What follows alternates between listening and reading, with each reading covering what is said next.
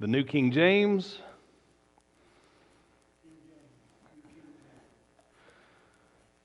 Okay. All right, so we're in Daniel chapter 10, verse 1, New King James Version.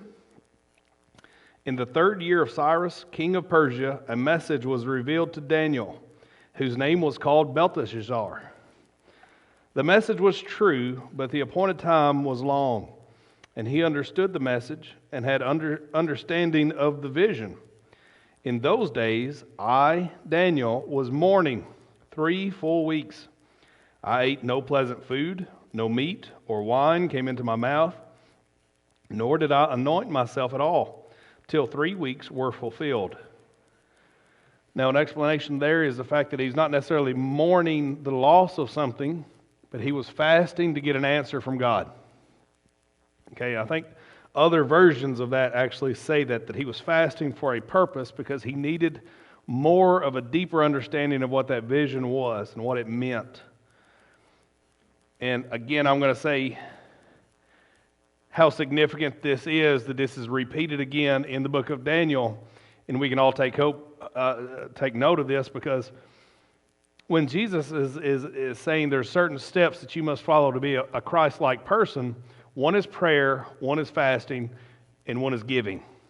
If you're not giving, you're not Christ-like. If you're not fasting, you're not Christ-like. If you're not in prayer, you're not Christ-like. So we're here, he's fasting, but it doesn't say the absence of food. He is still eating. He's just not eating meat or pleasant food. Nor is he drinking anything other than water. Okay, at that time they wouldn't have had many choices. Wine would have been not viewed as an evil substance, okay? It would have been an everyday, like soda pop to us. So he's saying, hey, I didn't drink any soda pops or stuff like that. I was drinking clearly water. Flavorless, unenjoyable substances were going into me just to sustain me, but I was getting no pleasure out of it. And so, like, last night I made breakfast for this morning. Have y'all ever heard of a breakfast fatty? Have y'all ever heard of that? You get a pack of bacon, you get half of it and you lay it one way, and then you interweave the other half, and then you get a pound of sausage and you flatten it flat on there. Then you get scrambled eggs and cheese and you put it in the middle and you roll it up like a burrito and you bake it. So you got crunchy bacon on the outside, breakfast sausage on the outer ring, and then scrambled eggs on the inside. It's a flavor bomb. It is the most delicious, fatty goodness that there is. That would not be acceptable in this fast. But if you've never had one of those, I'm telling you, you need to experience it once in your lifetime. It is really, really good. The name doesn't sound good, but it is. But again, here, I just want to know that as we're entering into the new year, one of those targets that we can aim for is a deeper relationship with God. And you're not going to get into a deeper relationship with God without prayer and fasting. Okay? And the word fasting scares a lot of people off because, like, well, I can't go without food because I'm a diabetic, or I can't go without food because of this, or I can't go food because I got to take medicine. Here in the Daniel fast, you can in fact eat. It just cannot be meat or savory foods. Okay? And he was doing this for 3 weeks. And that 3 weeks is significant because here in verse 4 it says, now on the 24th day of the first month, as I was by the side of the great river, that is the Tigris, I lifted my eyes and looked, and behold, a certain man clothed in linen, whose waist was girded with gold of Uphaz, his body like a beryl, his face like the appearance of lightning, his eyes like torches of fire, his arms like burnished bronze in color, and the sound of his words like the voice of a multitude. Now, why would he say that his voice was like a multitude? Have you ever been, and I don't know, some of you may have, some of you may not, ever been next to a really large waterfall? You can't hardly talk to the person next to you. The sound, it surrounds you and it encompasses you, and you're in the sound, and so that's what this was. The voice wasn't that it was so loud, but it surrounded him. It encompassed him. He was inside that bubble. So it was targeted at him, and it was like being in a waterfall. And there's been times, I know, like when I went to Gatlinburg and you go on the little hikes, you can get somewhere those waterfalls where you can get behind the waterfall, where it's rocks, and then there's a void, and then there's a waterfall. If you ever got in there, there's like an echo, and you hear the water. That's what this is. So that's how you can describe this.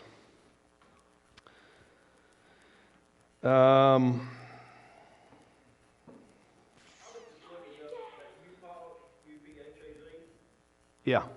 Because I was curious. It said it is a gold-bearing region mentioned in Jeremiah and Daniel, but its location is unknown. Well, this is like the stone of Uphaz or whatever. This is a type of color of that type of stone, and we'll see in the book of Revelations, like there's a gate, and that gate is made up of different stones, the jade, the ruby, and one of those is like a sardis stone. One of those it's a brownish speckled stone is what this is referring to. So if you've ever went to like Patty's and you saw the little bin with all the little rocks in it, some of those that look like they're speckled in color, that would be what this is describing. So we are in verse 7. And I, Daniel, alone saw the vision. For the men who were with me did not see the vision, but a great terror fell upon them, so that they fled to hide themselves. Therefore I was left alone when I saw this great vision, and no strength remained in me, for my vigor was turned to frailty in me, and I retained no strength. Yet I heard the sound of his words, and while I heard the sound of his words, I was in a deep sleep on my face, with my face to the ground. So whenever I say, hey, I just saw something beside me and y'all make fun of me, it's possible for me to be seeing what I'm seeing and you not see it. That doesn't make it not real, okay? We're in verse 10. Suddenly I had a hand touched me, which made me tremble on my knees and on my palms of my hands. And he said to me, O Daniel, man greatly beloved. And remember last time we had this Bible study, I pointed that out to you. How would you feel if a heavenly host looked to you and said, you are greatly beloved, you are greatly valued in the eyes of heaven? That'd be kind of a compliment, I think. He says, understand the words that I speak to you and stand upright, for I have now been sent to you. While he was speaking the words to me, I stood trembling. So he was standing, then he went down to his face, fell asleep, and now he's back standing again. Sounds a lot like a Catholic church.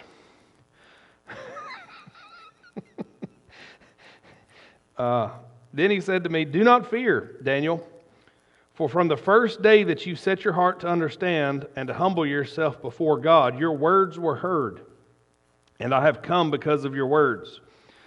So remember, he's been fasting for 3 weeks. But here this angel is saying on the very first day, when you first started this prayer, heaven heard you, and your answer was with me en route. So the very first day, he was en route with the answer. But it's been 3 weeks. And he says, but the prince of the kingdom of Persia withstood me 21 days, and behold, Michael, one of the chief princes, came to help me. For I had been left alone here with the kings of Persia. Now I have come to make you understand what will happen to your people in the latter days. For the vision refers to many days yet to come. Now we're going to stop right there in verse 15. I'm going to hand these out to you. I don't know if I have enough, but... So this is kind of from a Catholic... So there's going to be some variances here, but it's pretty close.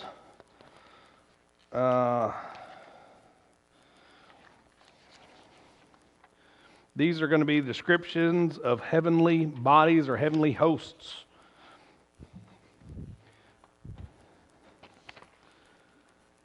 Get one to Brother Rick.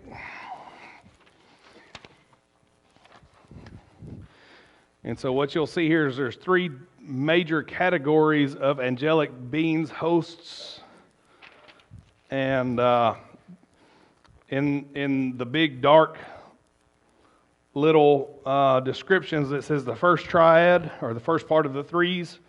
they contemplate and adore God directly. So their sole purpose is to be in the presence of God and to directly communicate with God.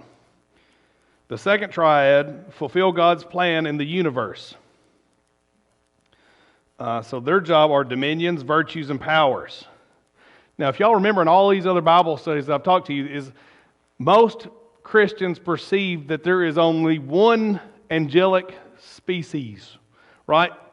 That there's only one that's an angel. Well, here we're clearly seeing that there's different. And remember, I tried to explain to you how just as the military has different ranks and different purposes, like the Navy mainly works on the water, right? And the Air Force specifically aims for flying airplanes. Well, they all have different purposes. So we're seeing here different classifications and purposes of the different angels and heavenly hosts that were there. And I've been looking for this for a while, and I know it's not perfect, and some of y'all might dislike some of the imagery on the sides, but that's not the purpose here. It is to, again, trying to explain, to help you understand what's going on. And so in there, the first triad, the ones who directly adore God, are the seraphim, the cherubim, and the thrones. Which is weird because outside of the Garden of Eden, where we're studying about in Sunday school, was the cherubim.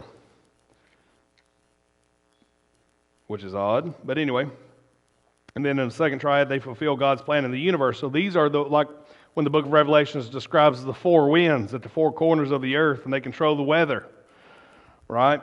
Or whatever that may be, or they cause the earth to continually rotate as it's supposed to. So God set something in motion. He set one of these heavenly hosts over that purpose, and that's the only job of that heavenly host, is to make sure that whatever God set them in charge of to accomplish is being accomplished, so that God doesn't have to sit there and spin it by hand by himself. But also what you're going to see is they have different purposes.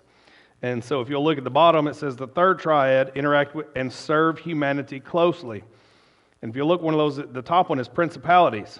The princes of the lowest triad assigned to care and guard communities, kingdoms, states, and parishes. They are associated with the transitions of power. And I've tried to explain this to y'all in the past. Like, Europe had many different mythological deities. The Norse had their own, the Egyptians had their own, the Celts had their own, but they all were the same, similar. There was a creator god, a fertility god, a whatever god, and they all had the same jobs. In Asia, there's a different type of deity. In the North America, there was different types of deities as there was in South America. And that's because one of these principalities is set over a continent and influences the belief system of those people or the ideas of those people. Okay?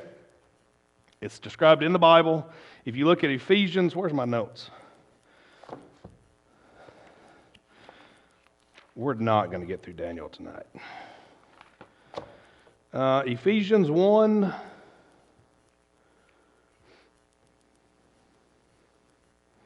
Was it 21? Okay. So if you go to Ephesians chapter 1, in verse 20, it says, which he worked in Christ when he raised him from the dead and seated him at his right hand in heavenly places, far above all the principality, which is what we just talked about, the powers, the dominions, the might and dominions, and every name that is named, not only to this age, but that age is to come. So he's naming here in the New Testament some of these different hierarchical heavenly hosts. Okay? Now, why did I go into such detail to explain to you something that sounds foreign to you that you may not have ever heard before? And that is because if we go back to Daniel chapter 10,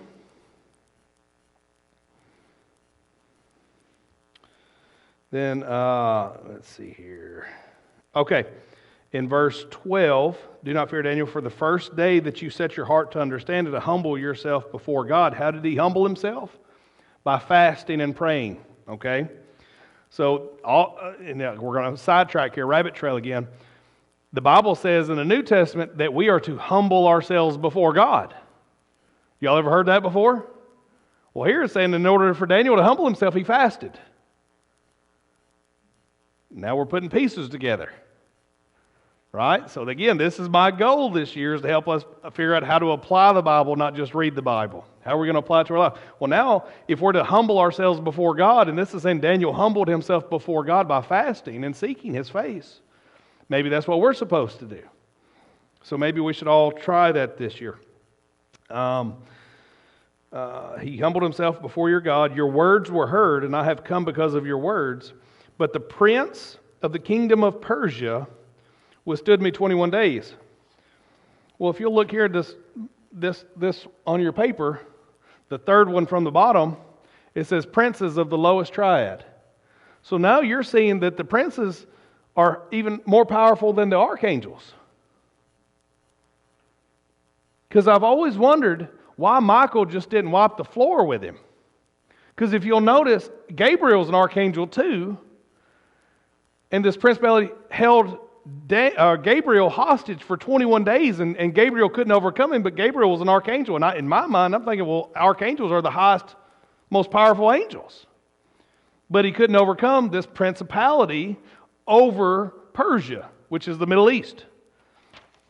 And so even when Michael showed up and kind of set Gabriel free, Gabriel had to go back here in a little bit, you're going to find out, to help Daniel fight off this prince.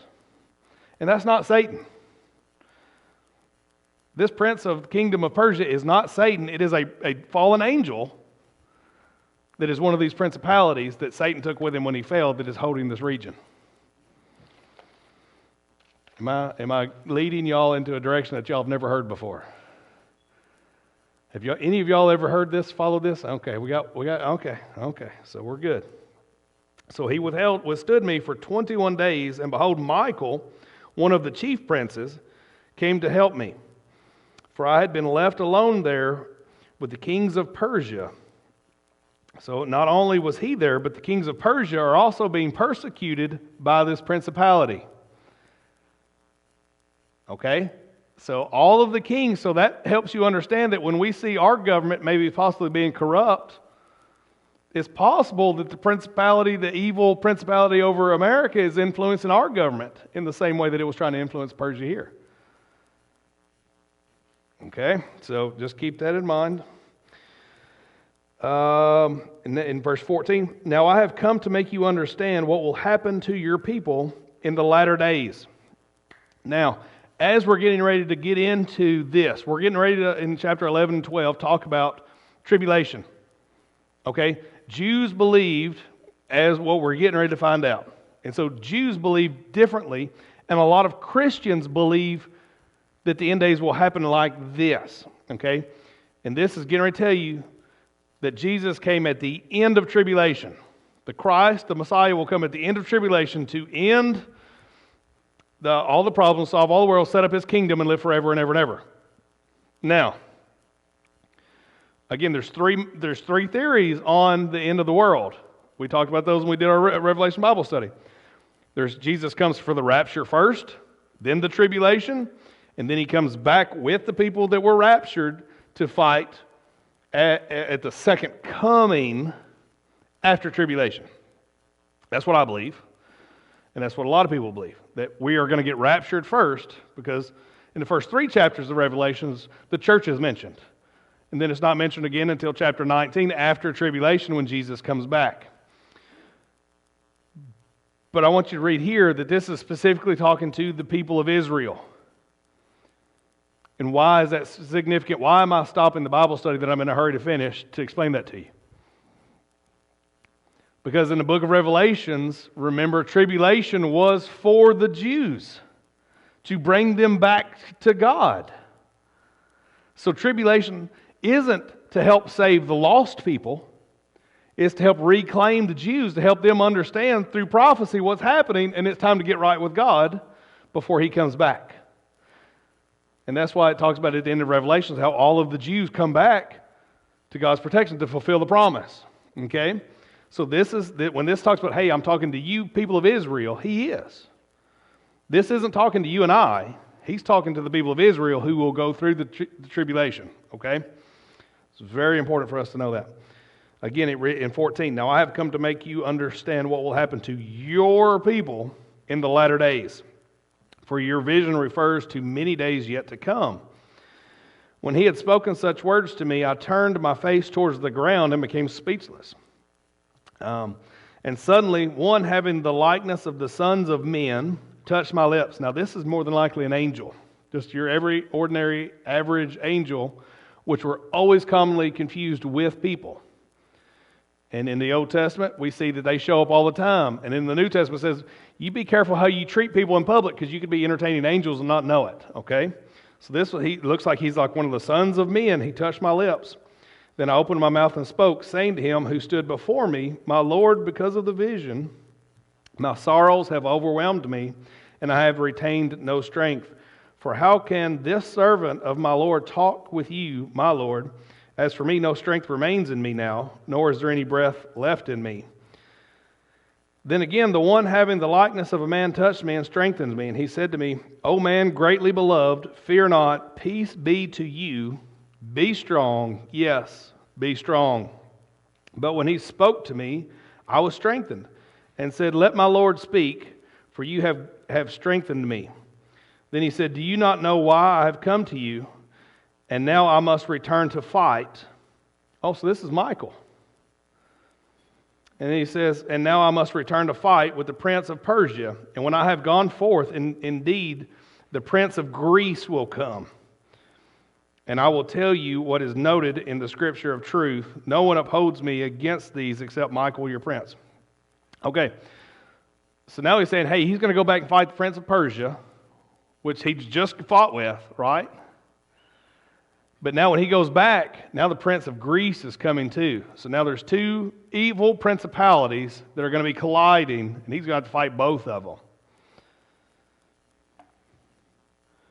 So this is a lot more angelic in nature than what we want to give it credit for. This is a spirit world fighting against spirit world, okay? And we, as a lot of Christians, have gone through most of our life thinking that, you know, we're very physical. We don't want to see the spirit world or acknowledge that it's there. We don't understand it, and we don't want to understand it because it's scary and it's confusing. But here, it's clearly telling us that in the spiritual world that we cannot see, there's constantly battles. So when you're praying for an answer and you don't get it right away, it's possible that there's angels bringing you messages that are being caught up with these fallen angels. All right, so let's go to Daniel chapter 11 in verse 1. Also in the first year of Darius the Mede, even I, stood up to confirm and strengthen him. And now I will tell you the truth. Behold, 3 more kings will arise in Persia, and the 4th shall be far richer than them all. By his strength, through his riches, he shall stir up all against the realm of Greece. Then a mighty king shall arise, who shall rule with dominion and do according to his will. And when he has arisen, his kingdom shall be broken up and divided towards the 4 winds of heaven, but not among his posterity, nor according to his dominion which he ruled. For his kingdom shall be uprooted, even for others besides these. And so we're in verse 5. Also the king of the south shall become strong, as well as, now the kingdom of the south is like Egypt and Africa. The Nubian people, where they got the wood, the cedars of Lebanon and stuff like that. So we're the kings of the south are from Africa, Nubia, and Egypt. So now we have Greece, we have Persia, and now from the south, we have the kings of the south. So now they're surrounded on 3 sides. His dominion shall be a great dominion, and at the end of some years they shall join forces, for the daughter of the kings of the south shall go to the king of the north and make an agreement. Now the kings of the south are going to the kings of the north to make an agreement.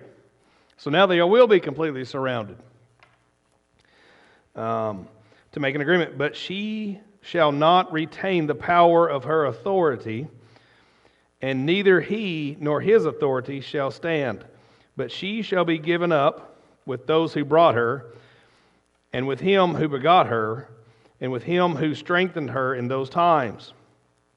But from the branch of her roots one shall arise in his place, who shall come with an army, enter a fortress of the kings of the north, and deal with them and prevail. And he shall also carry their gods captive to Egypt, with their princes and all their precious articles of silver and gold, and he shall continue more years than the king of the north. Also the king of the north shall come to the kingdom of the king of the south, but he shall return to his own land. However, his sons shall stir up strife and assemble a multitude of great forces. And one shall certainly come and overwhelm and pass through. Then he shall return to his fortresses and stir up strife. And the king of the south shall be moved with rage and go out and fight with him. And the king of the north shall muster a great multitude, but the multitude shall be given into the hand of his enemy. And he has taken away the multitude. His heart will be lifted up, and he will cast down tens of thousands, but he will not prevail. For the king of the north will return a multitude greater than the former, and shall certainly come at the end of the year of some years with a great army and much equipment.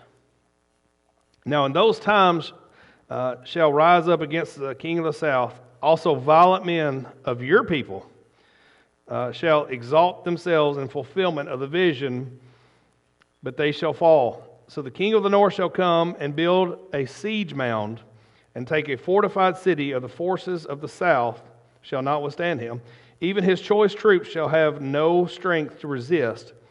But he who comes against them shall do according to his own will, and no one shall stand against him. He shall stand in the glorious land with destruction in his power. So now we're getting ready to talk about Antiochus of Greece, okay? He shall also set his face to enter with strength of his whole kingdom, and upright ones shall give him the daughter of the women to destroy it. But she shall not stand with him or be for him. After this he shall turn his face to the coastlands and shall take many. But the ruler shall bring reproach against them to the end. And with the reproach removed, he shall turn back to him. Then he shall turn his face towards the fortress of his own land. But he shall stumble and fall and not be found.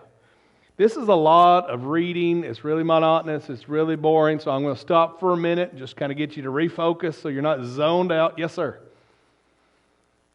As you're reading the first part of chapter 10, Uh-huh. you gave us a handout. Uh-huh. I see principalities. Uh-huh. I'm wondering if there's not a left and a right side of good and evil in these. Well, absolutely. I agree that there is. Yeah. The first tribe, you had Setham and Cherubim and Drum. Uh-huh. The left is the good, the right is the bad. Maybe. Are all these heavenly, God-fearing, well, they're all God-fearing angels, Yes. okay? Just from this over real fast, I'm gonna run past it and say real fast. Some of them look a little bit on the feminine side, right inside the page.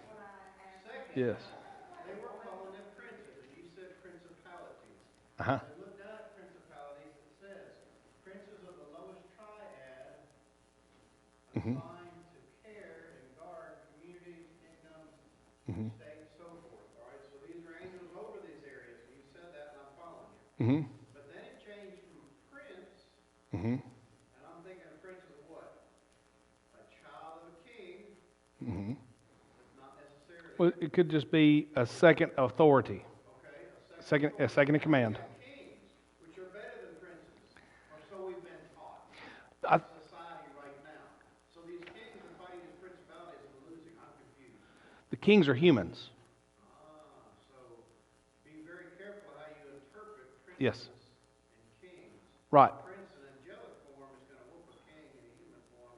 Exactly. Human side. Yes, so the princess here is just like a second in command. So Satan would be the command. This principality that was evil would be the second in command. Kings here represent human people, just as Daniel. But you can see where Oh, absolutely could. Yes, are also human people. absolutely. In this reference, they're not Mhm. necessarily. This could be an angel, Gabriel, Mm-hmm. down there in the bottom, an archangel, and he was fighting a prince. Mm-hmm. We're talking about principality, Yep. angel, as opposed to. Yep. But there's no prince on earth that's human that's ever going to dare challenge Michael because he's going to lose. 100%. Yeah. You follow what I'm saying? Oh, absolutely. Michael was struggling with Yep. this principality. Mm-hmm. But anyway, please continue. No, I like it. I really do. And when you look at this a little deeper, A prince of Persia, you know what I'm saying, yes, is a son of the king of Persia. yes, I get it, 100%. We're talking about a principality. Principality, yes. Which gives me more credence when we look towards Moses, his body.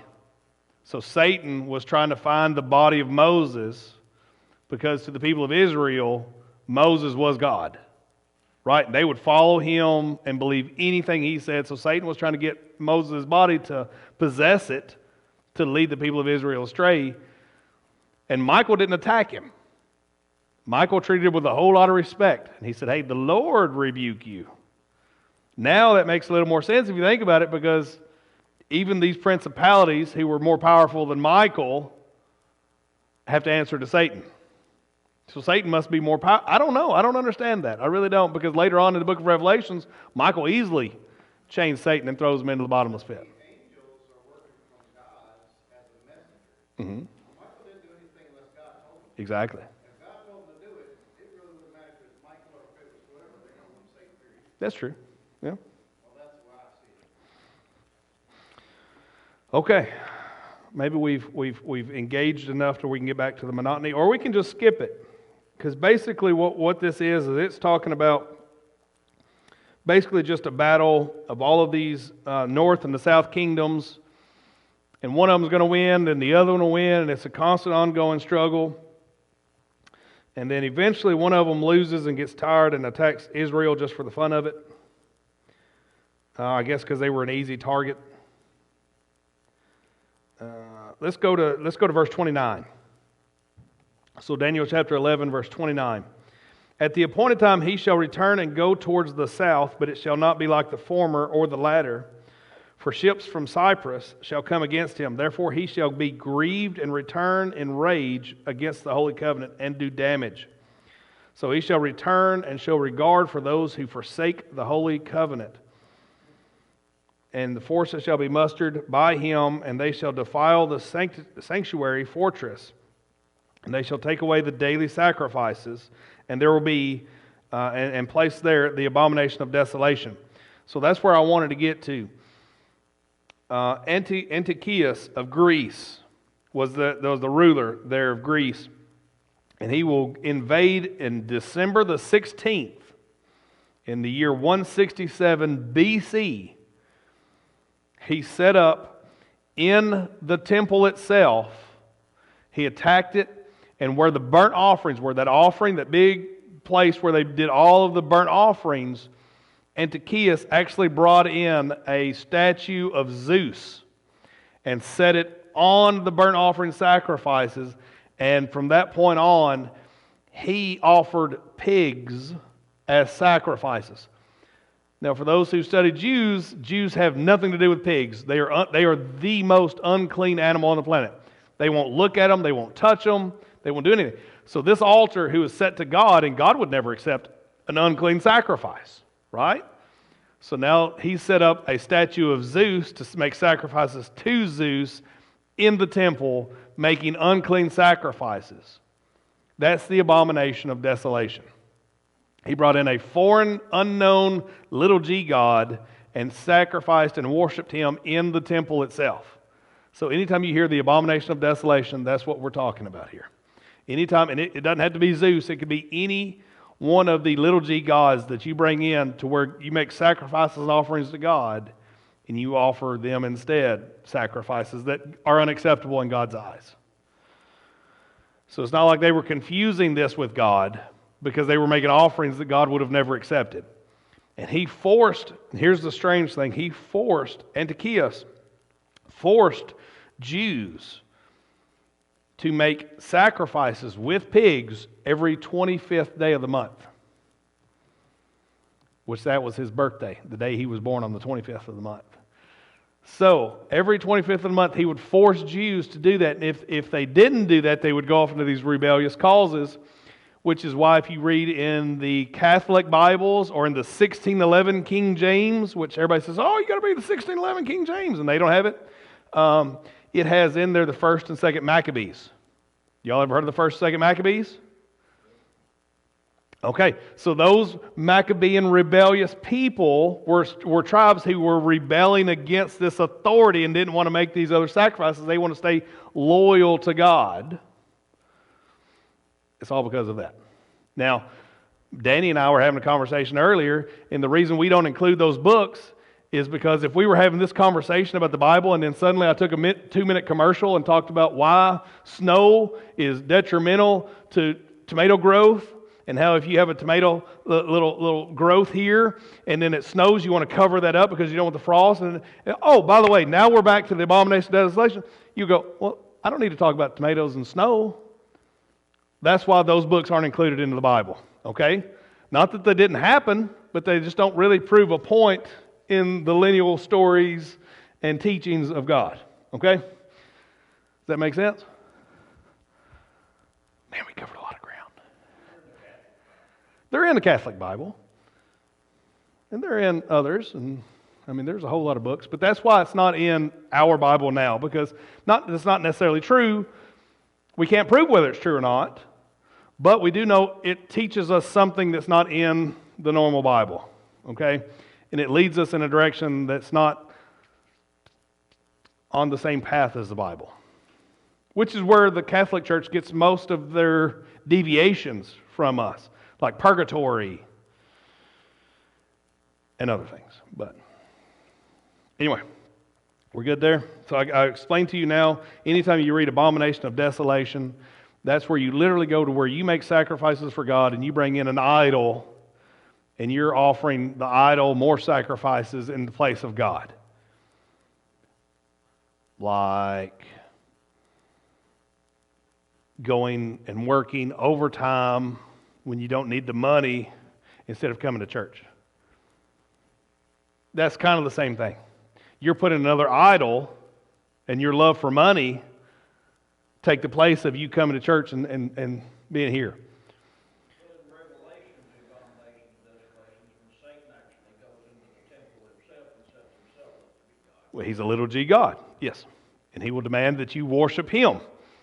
So again, the abomination of desolation is when you take a little g God into a place where you worship God and you replace your worship of God and giving of God to do it with the others.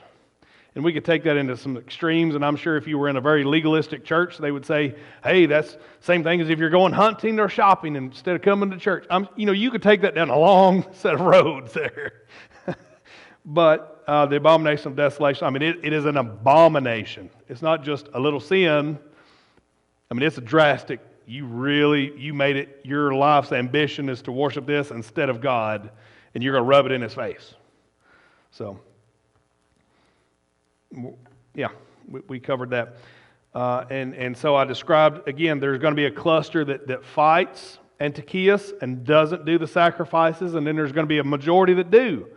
And that's kind of reminiscent of Jesus when he says, wide is the gate that leads to destruction, and many are on it.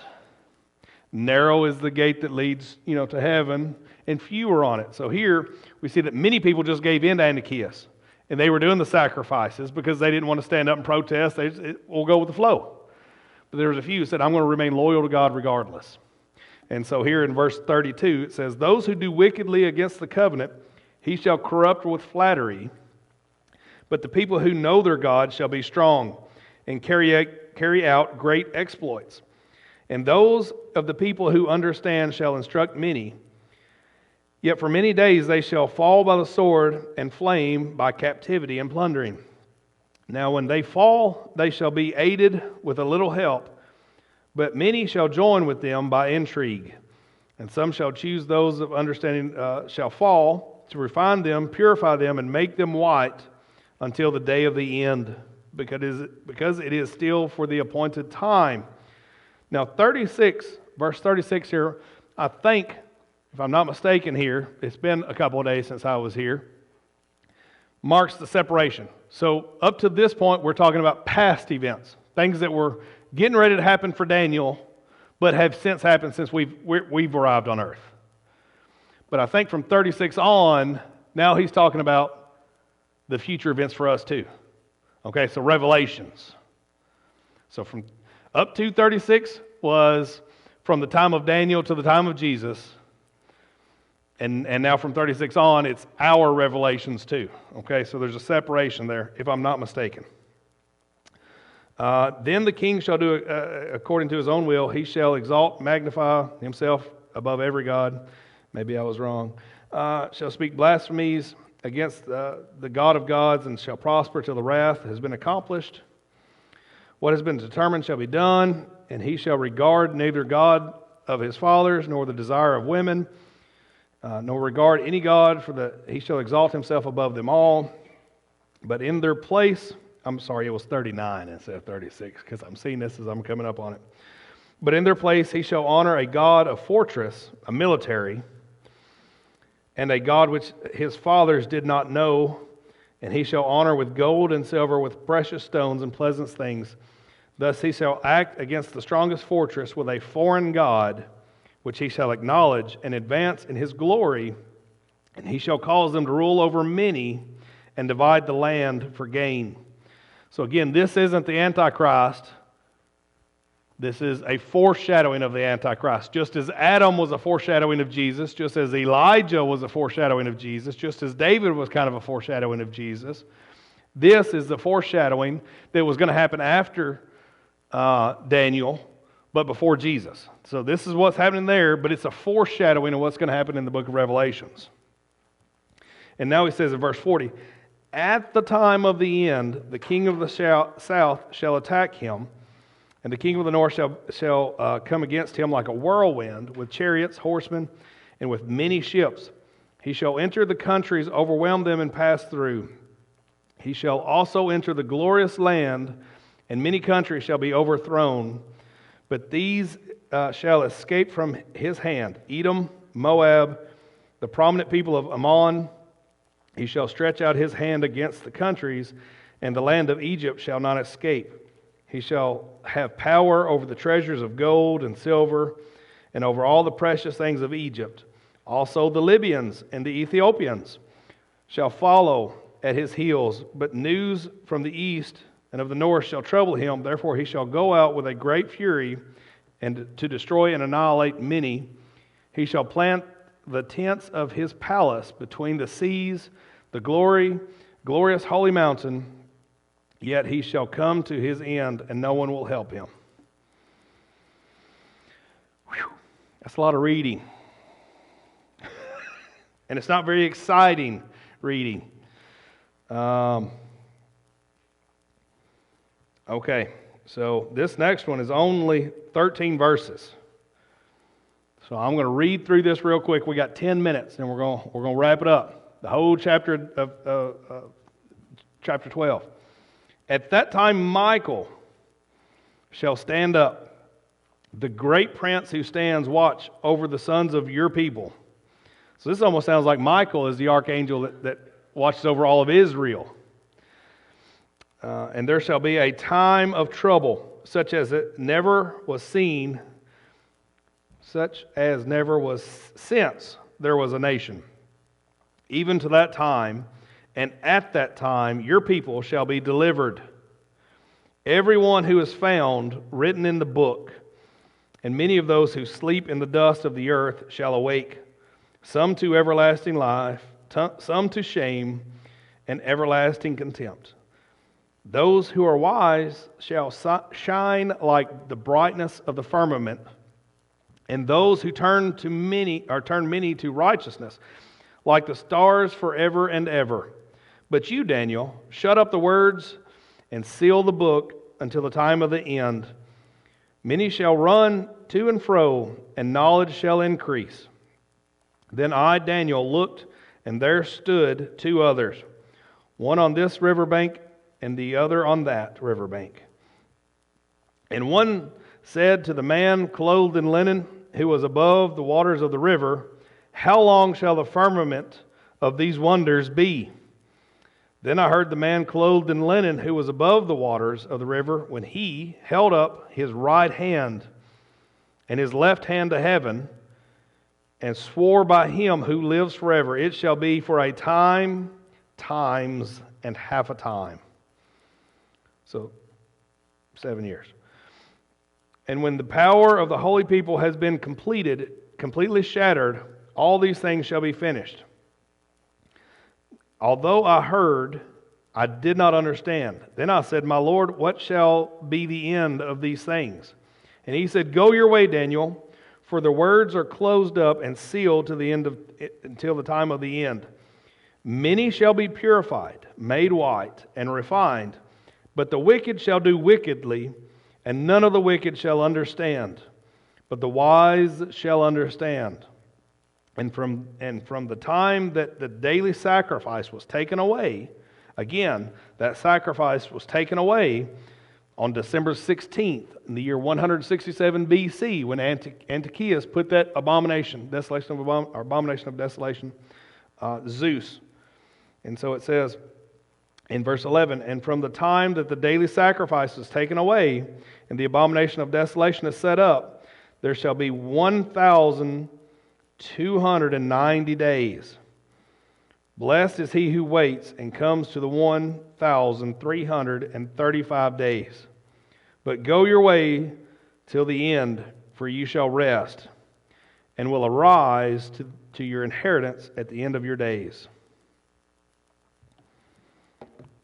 Okay.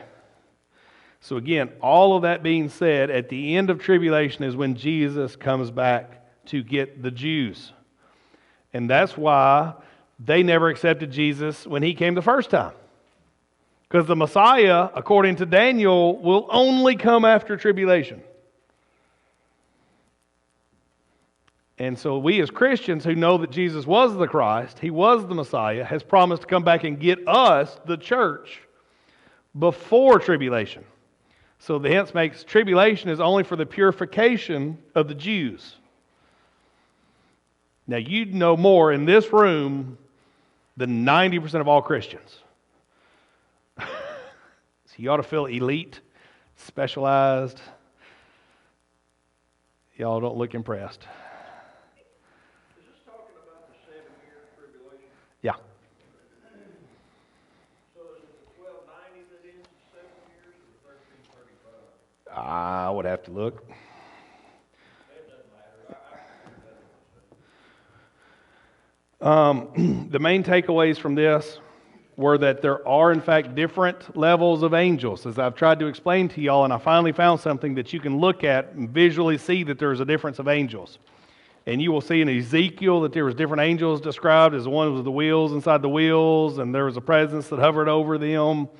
There were seraphim that had 6 wings. 2 wings covered their eyes, and 2 wings covered their body, and they flew with the other 2 wings. And then there's some like the cherubim that were at the gate. And then there were some that were principalities, and some that were powers, and then there's some that are archangels, and then there's some that are just regular, ordinary angels. And yes, ma'am. Which one do you see flying around? I don't know what that one was, but this one had a wing. Okay, this one had a wing. I don't know. It's a good question. It's a good question. None of them were female. That's a Catholic thing. I don't know. I don't know. I don't know. Do what? What about it?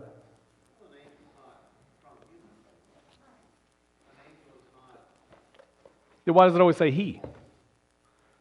I'm not saying it's he or she, but I'm going to say, if I had to give you the definitive answer, why does it say he? Because most of the Bible is written in male-dominated society, helps us understand. But it talks about women all the time. Not all women are bad. No. We're going to put a few in there like Mary, okay. But I'm just saying that that's my justification. But if I would say though, if it was Daniel and he was standing there and he saw the vision and there was an angel there, and the angel talked to him, he would be able to discern whether that was a male or female angel. Okay, because we have to put everything for monetary value. Sex is a big thing that's stupid humans. Angels couldn't give a food about it. Then why did they fall down and breed with women, human women? That's why they fell. That's why there are demons, isn't it? All angels are good. Demons, they're Yeah. Remember in Genesis chapter 6, and the angel saw that the women of men were beautiful, and they came down and had relations with them.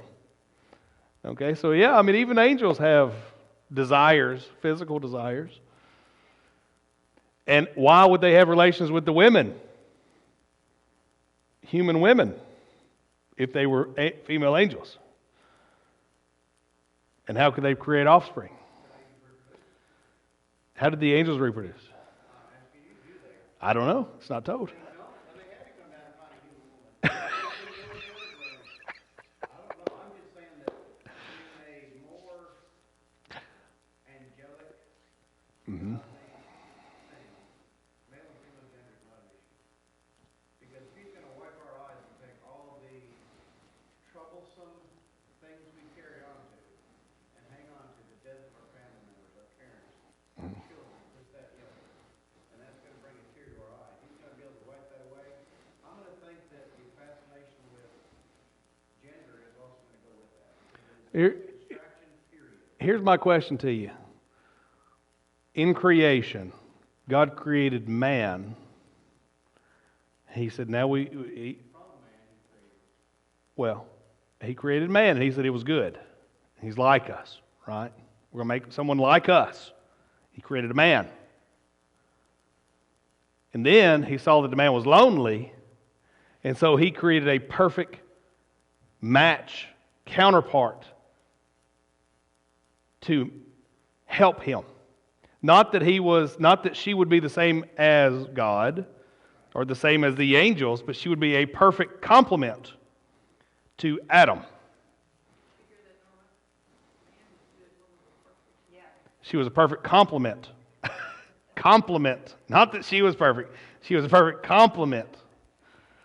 So I would assume that he created the angels in the same way that he created man, but the angels were not lacking anything, and so he didn't need to create them a complementary counterpart. If we're going to go with what it says biblically, and that is Esau, period, there is no disputing. Mm-hmm. He created man Mm-hmm. in his image, and so the angels. And so the angels were not disputing, not hold fast and no. The angels were created a completely different entity from human. Human is flawed. Now, I get it. Obviously, the angels are flawed too, because someone said, I'm just as good as you are. So we had this discussion in class, me and But the angels were created as perfectly as man was created perfect. are angels They have given the same free choice that we were given. or are angels without. Boy, I got some looks. You know we get to judge the angels, right? You know we humans judge angels on the day on judgment, right? We will judge the angels. God will give us the authority to judge the angels. So they are created perfectly as we humans are created perfectly. Does that make us perfect beings? No, but we are created perfectly. So the angels were created perfectly just as humans were created perfectly, but we're given free will and free choice, and that causes us to fall. I would go back to the whole thing is when we get the crap, we're going to give it right back to them. It's nothing that we have any to boast on. If that's the case, it's going to be no extra because there's no who is and who ain't, because God is the head leader. It's just so the Trinity. I will say there will while we will earn crowns, I will say there will be other rewards that will be very notable as to what we have accomplished on this planet. We will carry into eternity rewards that will last for eternity, and we will not all be equal. We will be of equal importance, but whatever we've done here, we will have rewards for eternity. So while we do earn crowns and we will throw the crowns at him, there will be other rewards that will be notable in heaven. All right. I have enjoyed my Daniel Bible study. I hope that we have learned a little bit more about the Bible, the spirit world, the end times, what abomination of desolation is. Daniel was one of those that was so accurate when Daniel was prophesying what would come and how Greece would come and how Greece would conquer and then Greece would be divided and all of that. Well, we just was so boring that we skipped over. It was so accurate in that description that most people believe that Daniel was written in the first and second Maccabees time period, right before Jesus, instead of being several hundred years earlier, because it pinpointed it was so perfectly. So a lot of scholars go, hey, he couldn't have done that. He had to have written this later, and they just put it in. But as we know, God knows, and He can tell us whenever He wants to. So again, next Sunday, we're going to take all of these juicy little tidbits that we're learning about the Bible, and we're going to go, how does that make me a better Christian? How do I need to act? What can I expect from God now that I'm saved? Because a lot of us aren't taught. We're taught what 1 John says. We're taught about what John chapter 3, verse 16 says, right? We're taught what the Bible says, but we're not taught how to apply it to our life. So starting next Sunday night, it is going to be, I'm saved, and now I need to grow my relationship with God. What does that look like? Does God have certain expectations of me? And what can I now expect, now that I have changed my relationship with God, what can I expect Him to do differently than before? What blessings or whatever can I expect from God? How do I need to act? What things do I need to do? How do I do certain things? We're gonna cover this. It may be a 3-week thing. It may be a 7-week thing. I don't know. Good Lord may take me and not even start. But it is my hope that when we walk away with this, that we not only know what the Bible says, but what it means to you specifically. And how do you learn to read the Bible for yourself and apply it? Because I want all of us to grow deeper with God.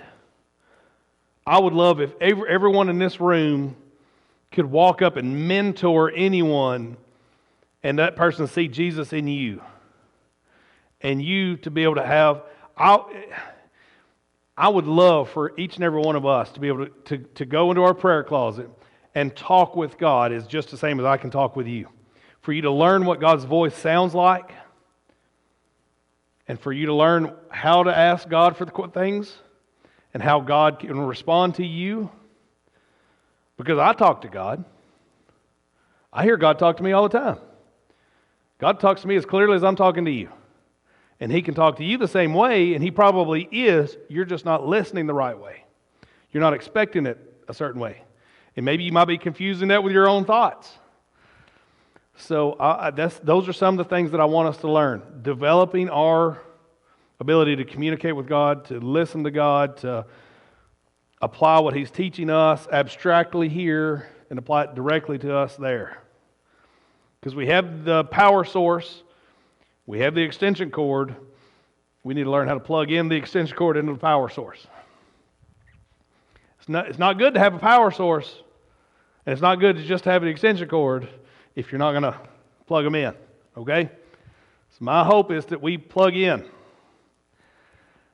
Because here's my thing, and I know we're like, why would we do this instead of just reading another book of the Bible?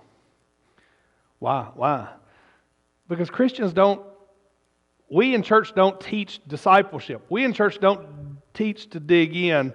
So we have a lot of, like I said earlier today, we have a lot of Christians that are 1 inch deep. They don't know anything about the Bible at all, but they've been in church their whole life, so they're a mile wide in their understanding of church, but 1 inch deep of their understanding of God. I would rather you be 100 feet deep with God and 1 inch wide in your understanding of church. Because the church means nothing without your understanding of who God is.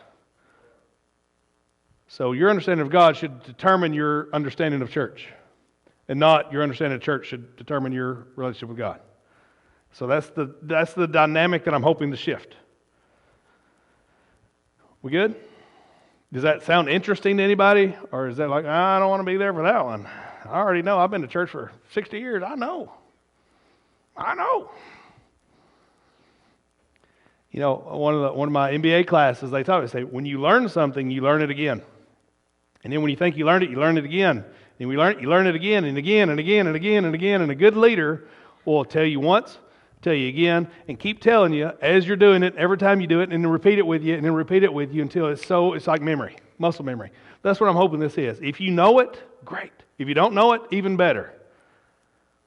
But we're gonna learn this together. We're gonna grow together as a church, okay? Because I want all of us to be mature, deep, relationally with God. And I feel like as a pastor, I can't accomplish my Ephesians, equipping the saints for the work of the ministry, if I don't help you develop your relationship with God. So I'm going to give you the tools to do it, and not the expectations that I'm going to do it for you. Because I feel like that's what a lot of church has been for a really, really long time is, well, I go to church, that's the pastor's job. Well, I go to church, that's the pastor's job. Well, the pastor will take care of this. Well, the pastor will do this. Well, the pastor will do this. And yes, the pastor is supposed to do things. But the pastor is also to equip us so that we can do it too. Okay? We're a team. We're a team. All right. I've spoken enough. I've talked really fast. I've read through a lot of boring stuff. We've discussed things that had nothing to do with what we're talking about. So now it's time to go on. Brother Danny, why don't you dismiss us?